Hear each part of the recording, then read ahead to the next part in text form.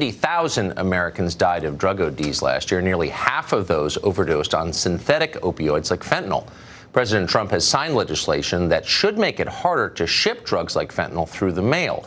Will that be enough? The number one manufacturer of fentanyl is China. They seem uninterested in stemming the flow of illegal drugs into our country. So the question is, if China killed 30,000 Americans through bombing campaigns or by invading, of course, we might respond differently. Senator Rob Portman is one of the few who's been on this topic for a while. He's just introduced legislation. The president just signed it, and he joins us tonight. Senator, thanks very much for coming. Tucker, thanks for having me on. Appreciate it. So it is, I think, a fair question. 3,000 Americans died in 9/11. We're at war for 17 years. 30,000 died just last year because of this, and it seems to be all but unnoticed here in Washington. I agree. It's the underreported story out there, and it's not that people don't care about it. They do. When I'm home, I hear about it all the time. We have our teletown hall meetings every month. I ask a question, how many of you have been directly affected? It's always more than half of the callers. This is, 10, 20,000 callers. So it's a huge issue. Sadly, Ohio is one of the states that's been hardest hit. Yes. Number one killer, fentanyl. 2/3 of our overdose deaths last year were from fentanyl. It's a synthetic form of opioids, and we know where it's coming from, China, and we know where it's coming in through, and that's the United States Postal Service, a government agency. So what we have done over the past 3 years, we've researched it, we've investigated it, we've put together legislation. It took us too long to get it done because there was some pushback, particularly from the post office. In fact, there still is. But all we're asking them to do is to screen packages so that our law enforcement can at least stop some of this poison coming into our communities and raise the price of this incredibly powerful, deadly drug on the streets of our cities, of our communities, and also reduce the cost. Well, good for you, and bless you for raising it and making noise about it consistently. What can the U.S. do to change its posture toward China to put some pressure on the Chinese government to clamp down within their country? Well, it's a good question. I've met with the Chinese ambassador here. I've met with the Chinese leadership there. I've raised it consistently. What they have said is two things. One, that they have made some of the precursors, in other words, the chemicals that go into making fentanyl, illegal. They have, in effect, scheduled them under, the way we would do it here, and that they've begun, they say, secondly, to crack down on some of these chemical companies that are producing it. But what they have done has not been effective. I mean, it continues to come in.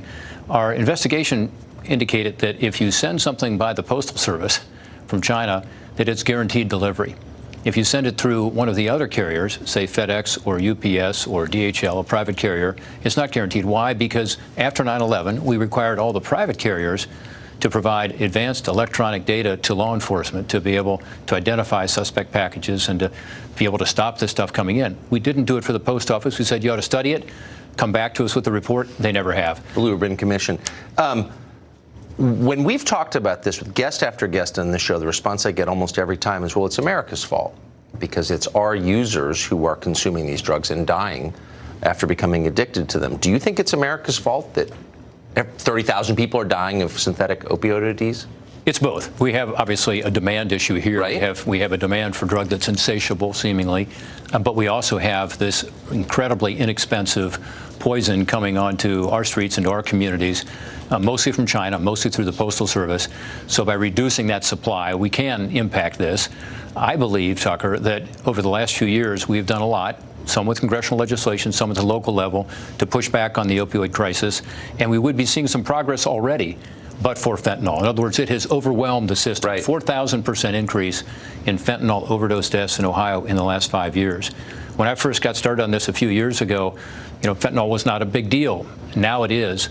And I think it has, in effect, kept us from making the progress we otherwise would have made with prevention, education, with more treatment, better recovery programs, more first responders having Narcan to save lives, the miracle drug that reverses the effects of an overdose. So I think we're going to begin to see some progress if we can stem this flow of fentanyl. And very quick, as a matter of public consciousness, how different do you think this would be if this drug were coming from Russia rather than China? I think coming from anywhere, it should be something we care a lot about. Well, I agree with you completely. Yeah, and I think we should be tougher, and I think we should actually be saying to the Chinese, in this case, you've got to crack down in your own country, both for our purposes, and if you don't, as I have told Premier Li in person, who's the second-ranking leader over in China, it's going to be in your communities too.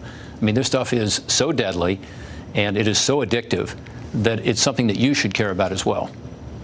Senator, thank you very much.